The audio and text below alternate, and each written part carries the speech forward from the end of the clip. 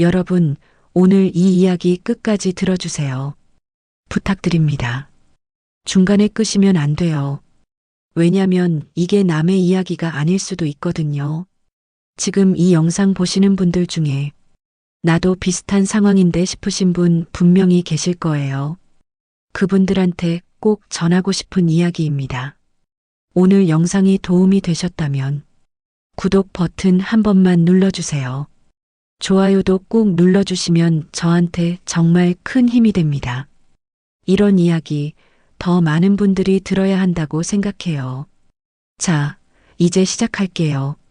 나는 75입니다. 숫자만 들으면 그냥 나이 많은 할머니겠지요.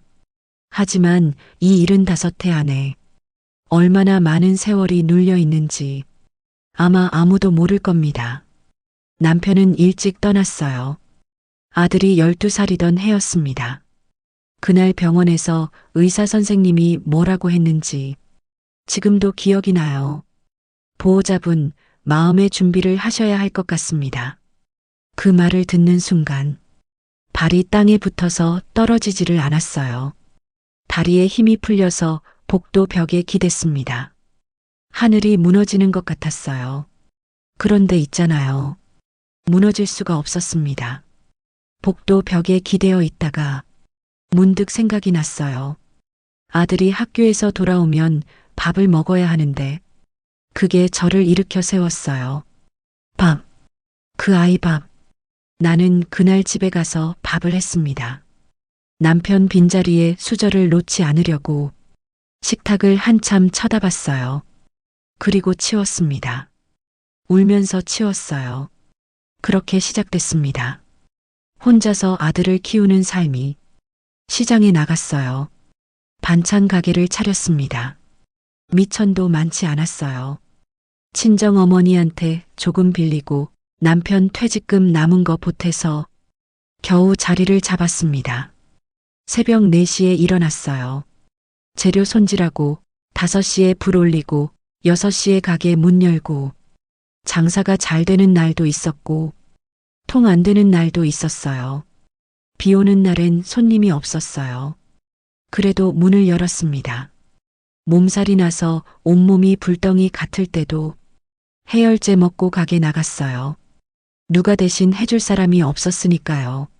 쉬면 돈이 안 들어오고 돈이 안 들어오면 아들 학원을 못 보내니까요. 그렇게 30년을 했습니다. 30년이요. 그 사이에 아들이 중학교 가고 고등학교 가고 대학 시험을 봤어요. 합격 전화가 왔을 때 나는 가게 한쪽 구석에서 앞치마를 뒤집어 쓰고 울었어요. 소리가 나면 손님이 볼까봐 속으로 울었습니다. 기쁜 건지 서러운 건지 그동안 참았던 게 한꺼번에 터진 건지 나도 몰랐어요. 그냥 펑펑 울었어요. 취업을 했습니다.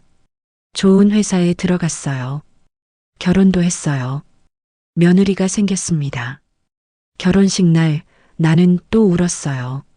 내 아들이 저렇게 컸구나 싶어서, 이제 짝을 만났구나 싶어서 결혼할 때 집을 보태줬어요. 내가 30년 모은 돈의 절반이었습니다. 아깝지 않았어요. 한 번도 아깝다고 생각한 적 없었어요. 내 아들이 잘 사는 게 내 행복이라고 믿었으니까요. 그게 엄마 아닌가요? 그러던 어느 날이었습니다. 아들한테서 전화가 왔어요. 엄마, 이제 혼자 사시면 안 돼요. 나이도 있으시고 우리 집에 오세요. 같이 삽시다. 그 말이 얼마나 고마웠는지 몰라요. 드디어 내 고생을 알아주는구나. 드디어 이 아이가 나를 챙겨주는구나. 나는 눈물이 날 것 같았어요. 아무 의심도 하지 않고 짐을 쌌습니다. 며느리는 간호조무사였어요. 일이 힘들다, 피곤하다 했지요. 그러니 집안일이 자연스럽게 내 몫이 됐습니다. 처음엔 괜찮다고 생각했어요. 평생 일하며 산 내가 집안일 좀 못하겠어요. 새벽 5시에 일어나 밥을 지었어요. 손주 등원 준비시키고 청소하고 빨래하고 장 봐서 저녁 밥상 차리고 그게 매일이었어요. 아프면 좀 쉬어도 되지 않냐고요? 몸이 좀 안 좋아도 밥은 차려야 했어요. 내가 안 하면 아무도 안 했으니까요. 그래도 나는 생각했습니다. 가족이니까 괜찮아. 내가 도움이 되고 있으니까 괜찮아. 이 집에서 내가 쓸모 있으니까 괜찮아. 그 생각이 내 인생에서 가장 큰 착각이었습니다. 여러분, 살면서 가장 무서운 배신이 뭔지 아세요? 모르는 사람한테 당하는 게 아닙니다. 내가 밥 해먹이고, 내가 빨래해주고, 내가 손주 키워주고, 내가 그 집 살림 전부 다 해준 사람한테 배신당하는 거예요. 그게 얼마나 무너지는 일인지 그날 저는 처음으로 알았습니다. 그날은 평범한 오후였어요. 청소를 마치고 좀 쉬려던 참이었습니다. 며느리가 잠깐 편의점을 간다며 나갔어요. 식탁 위에 휴대폰이 놓여 있었어요. 진동이 울렸습니다. 화면이 켜졌어요. 나는 그냥 봤어요. 아무 생각 없이. 화면이 켜졌으니까 그냥 눈이 갔을 뿐이에요. 그런데 손이 멈췄습니다. 발신자 이름 칸에 글자가 보였어요. 빨리 죽었으면. 그 옆에 작은 사진 하나. 조그만 썸네일이었지만 나는 단번에 알아봤어요. 그건 내 얼굴이었습니다. 지난 생일에 며느리가 차려준 밥상 앞에서 내가 웃고 있는 사진이었어요. 어머니 생신이잖아요. 사진 찍어드릴게요. 하면서 그 애가 직접 찍어준 사진이었습니다. 나는 그날 얼마나 고마웠는지 몰라요.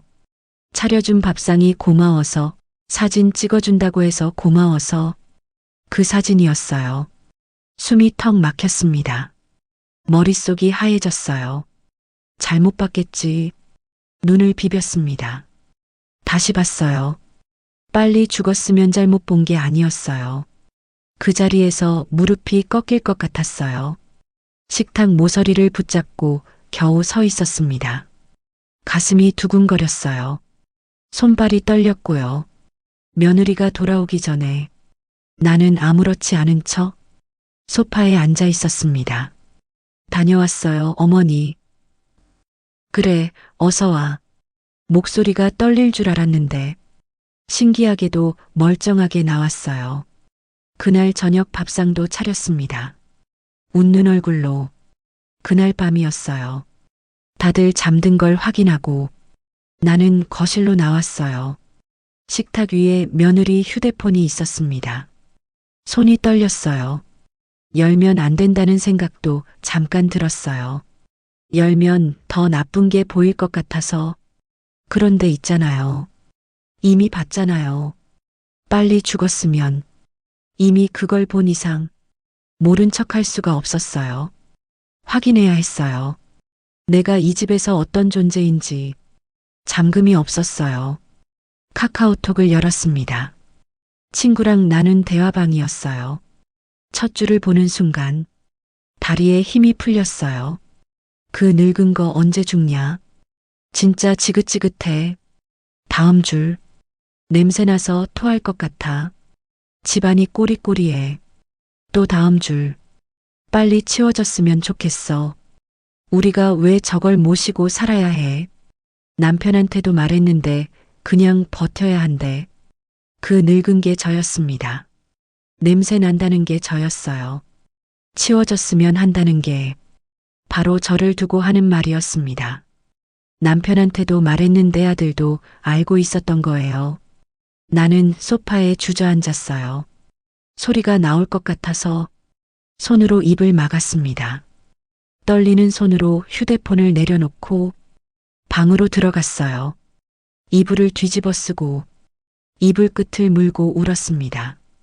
소리가 새어나가면 안 되니까, 들키면 안 되니까 그냥 이불 속에서 혼자 울었어요.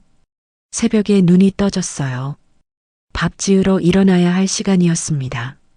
몸을 일으키는데 어젯밤 그 문장들이 머릿속에서 지워지지 않았어요. 그 늙은 거 언제 죽냐? 냄새나서 토할 것 같아.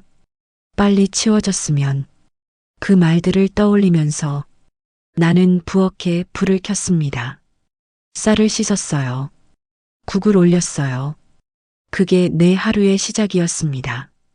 내가 그 집에서 매일 새벽 밥을 짓던 그 부엌에서 나는 그제야 알았어요.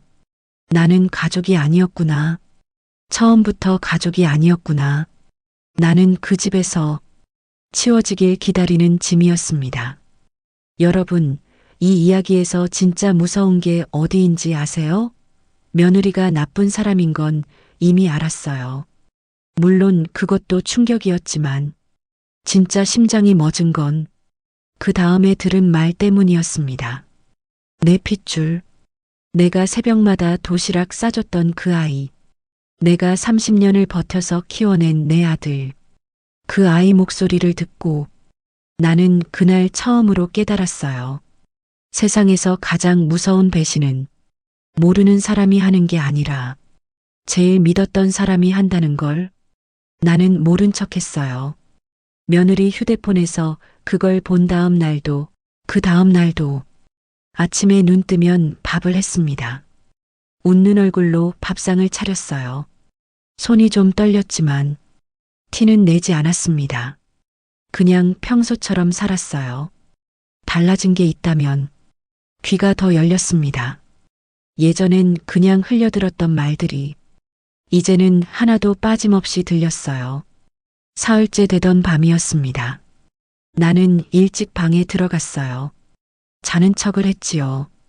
불을 끄고 누웠는데 거실에서 소곤소곤 말소리가 들렸어요. 처음엔 TV 소리인가 했어요. 그런데 아니었습니다. 목소리가 들렸어요. 아들 목소리였습니다. 자기야, 그냥 조금만 더 버텨. 어차피 그쪽도 오래 못 사시잖아. 나이가 나이니까. 심장이 멎는 것 같았습니다. 오래 못 산다. 나를 두고 하는 말이었어요. 75인 나를 두고. 어차피 오래 못 산다고.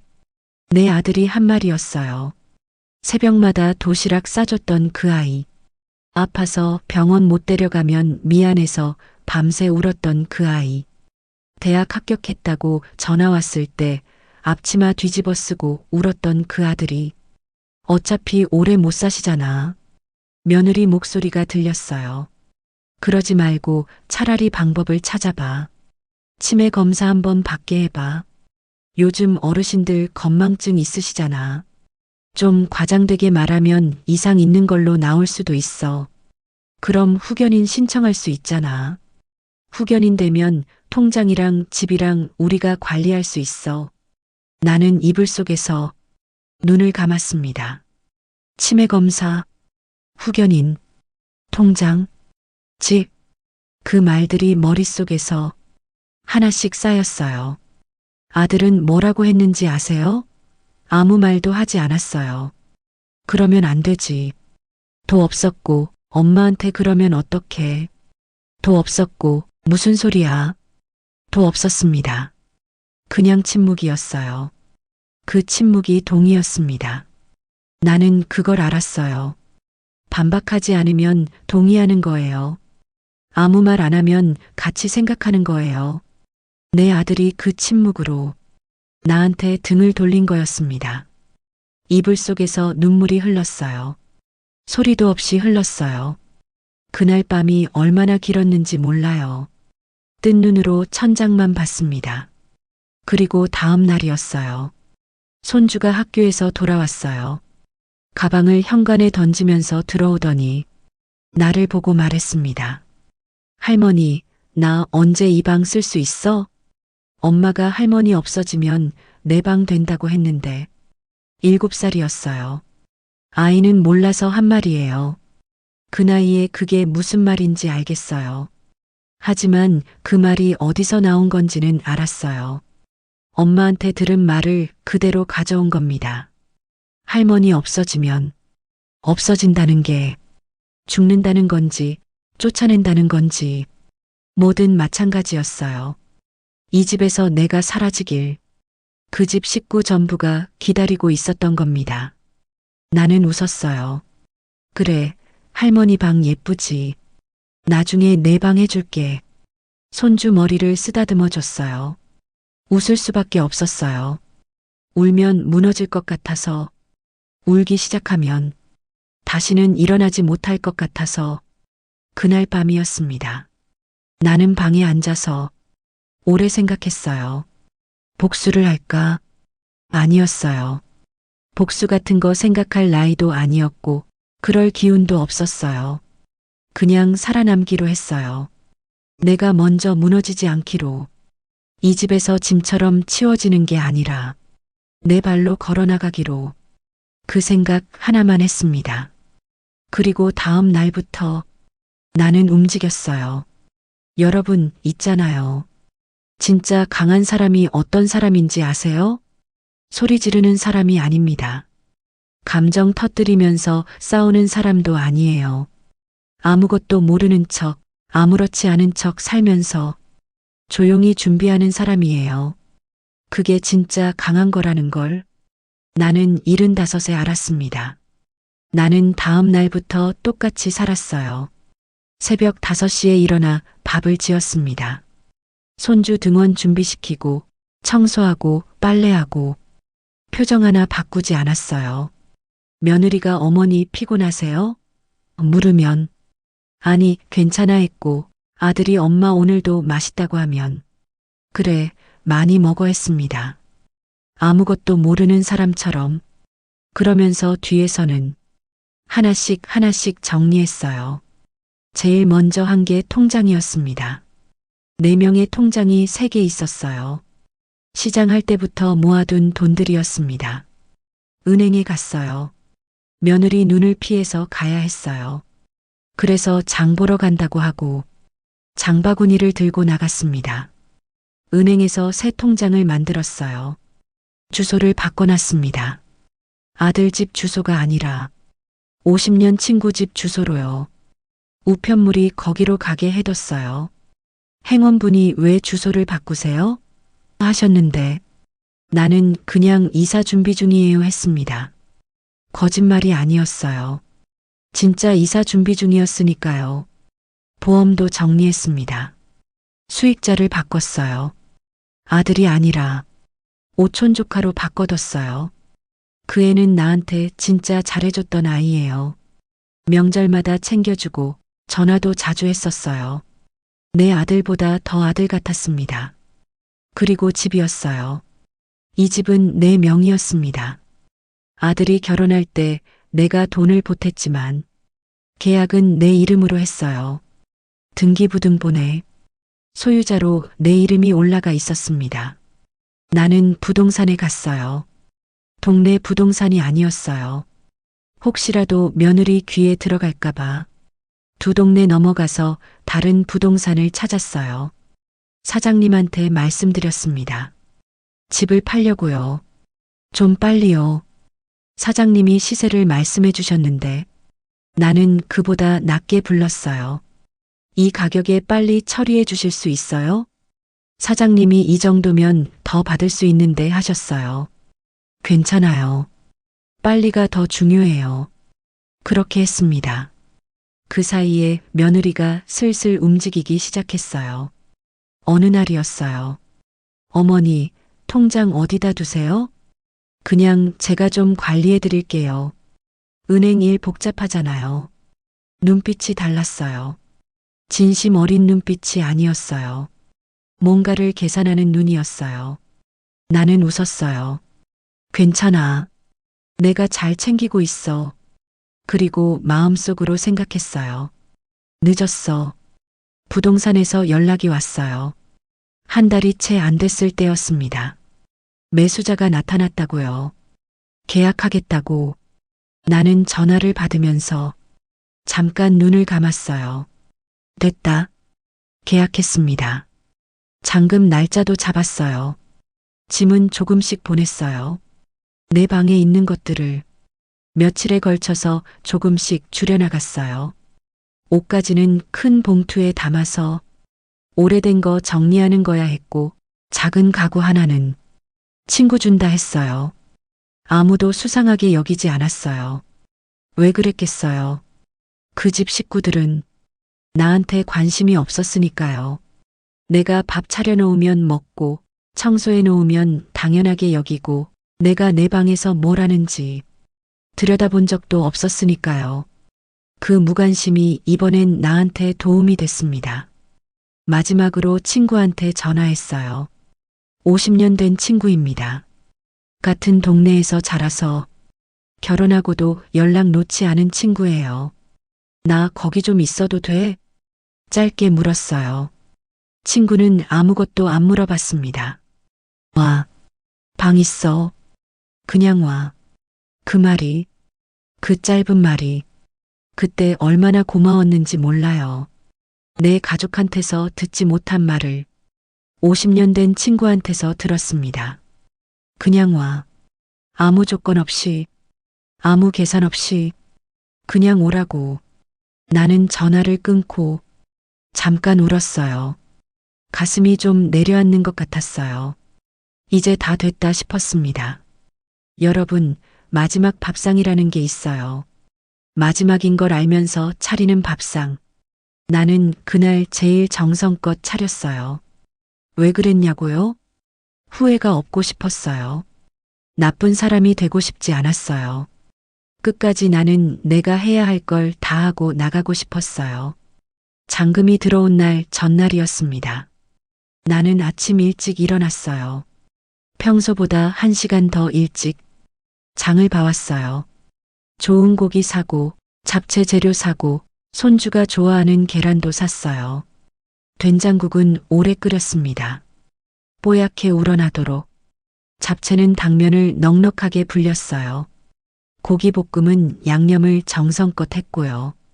계란말이는 손주 것을 따로 조금 두꺼운 걸로 해줬어요. 그 애가 두꺼운 걸 좋아했거든요. 며느리가 부엌에 들어오다가 멈췄어요. 어머니, 오늘 무슨 날이에요? 이렇게 차리시게. 나는 웃었습니다. 그냥 오랜만에 제대로 해주고 싶어서 다 같이 밥을 먹었습니다. 아들도 맛있다고 했어요. 엄마 오늘 왜 이렇게 잘해줬어? 하면서 며느리도 어머니 잡채 진짜 맛있어요 했어요. 손주는 계란말이 2개나 먹었어요. 나는 그 밥상을 눈에 담았습니다. 아들 먹는 거, 며느리 먹는 거, 손주 먹는 거, 서운한 게 아니었어요. 밉다는 것도 아니었어요. 그냥 이걸로 됐다 싶었습니다. 내가 할 수 있는 건 다 했다 싶었어요. 밥 먹고 나서였습니다. 설거지를 마쳤어요. 부엌을 깨끗이 닦았어요. 앞치마를 벗어서 반듯하게 접어서 식탁 위에 올려뒀습니다. 그리고 방에서 가방을 가지고 나왔어요. 미리 싸둔 가방이었습니다. 거실에 내려놓고 말했어요. 나 오늘 나간다. 며느리가 웃었어요. 피식하는 웃음이었습니다. 어머니, 또 왜 이러세요? 친구 집 가세요? 며칠 다녀오시게요? 나는 아무 말 안 했어요. 가방 옆에 있던 서류 봉투를 집었습니다. 식탁 위에 올려놨어요. 뭐예요, 이게요? 며느리가 집었어요. 봉투를 열었습니다. 서류를 꺼냈어요. 읽는데 얼굴이 변했습니다. 집 매매 계약서였어요. 잔금 완료. 소유권 이전 완료. 순간 얼굴이 종이장처럼 하얗게 됐어요. 뭐 이게 어머니 이게 뭐예요? 목소리가 떨렸습니다. 아들이 뛰어왔어요. 무슨 일이야? 며느리가 서류를 내밀었어요. 아들이 받아서 봤습니다. 얼굴이 굳었어요. 엄마, 이게 무슨 짓이에요? 집을 팔았어요? 허락도 없이? 우리한테 말도 안 하고. 나는 조용히 말했습니다. 허락? 잠깐 멈췄어요. 내 집을 팔는데 누구한테 허락을 받아야 해? 아들이 소리를 높였어요. 그래도 같이 사는 집인데, 우리가 여기서 살고 있는데, 갑자기 이게 무슨... 나는 아들을 봤어요. 조용히 말했습니다. 며느리 핸드폰에 내 이름 뭐라고 저장돼 있더라? 정적이었어요. 아무도 말을 못했습니다. 며느리 얼굴이 굳었고 아들은 시선을 피했어요. 나는 계속했습니다. 빨리 죽었으면 그렇게 저장돼 있더구나. 목소리가 떨릴 줄 알았어요. 그런데 이상하게도 아주 차분하게 나왔습니다. 가족이면 그런 이름은 안 붙이겠지. 며느리가 바닥에 무릎을 꿇었어요. 어머니 잘못했어요. 제가 진짜 잘못했어요. 한 번만 봐주세요. 다시 잘할게요. 나는 그 얼굴을 내려다봤습니다. 예전 같으면 흔들렸겠지요. 그래도 며느리인데, 그래도 손주 엄마인데, 그래도 내 아들이 좋아하는 사람인데. 하지만 그날은 달랐어요. 늦었어. 두 글자였습니다. 아들이 내 팔을 잡았어요. 엄마, 가지 마. 우리가 잘못했어. 진짜 다시 잘할게. 한 번만 기회 줘. 그 손을 봤어요. 그 손을 잡고 병원 다녔던 기억. 그 손을 잡고 학교 데려다 줬던 기억. 그 손이 커서 내 손만 해줬을 때 얼마나 뿌듯했는지. 나는 그 손을 천천히 뺐습니다. 다시 잘한다고. 어떻게 잘할 건데? 뭐가 달라질 건데? 아무 대답이 없었어요. 나는 가방을 들었습니다. 현관으로 걸어갔어요. 뒤에서 며느리 우는 소리가 들렸습니다. 아들이 엄마 부르는 소리도 들렸어요. 나는 돌아보지 않았어요. 현관문을 열고 나왔습니다. 문이 닫혔어요. 나는 잠깐 거기 서 있었어요. 바람이 불었습니다.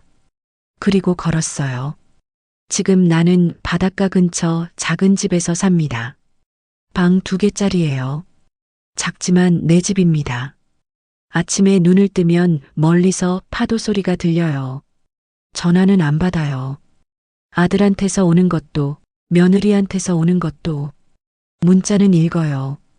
그리고 지웁니다. 처음엔 흔들렸어요.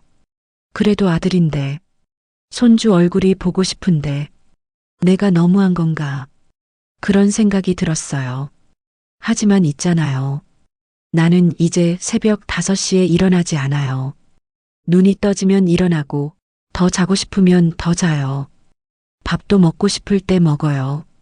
나물 조금 무치고, 된장국 한 뚝배기 끓이고, 창가에 햇볕 드는 자리에 앉아서 혼자 천천히 먹어요. 누가 시켜서 하는 밥이 아니라 내가 먹고 싶어서 하는 밥이 이렇게 맛있다는 걸 나는 75에 처음 알았습니다.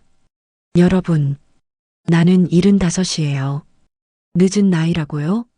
있잖아요. 지금이 내 인생에서 제일 자유로워요. 누군가의 짐이 아닙니다. 누군가의 돈이 아닙니다. 치워지길 기다리는 사람도 아니에요. 나는 그냥 끝까지 살아남은 사람입니다. 여러분도 살아남으세요. 절대 먼저 무너지지 마세요. 여러분은 짐이 아닙니다. 절대로.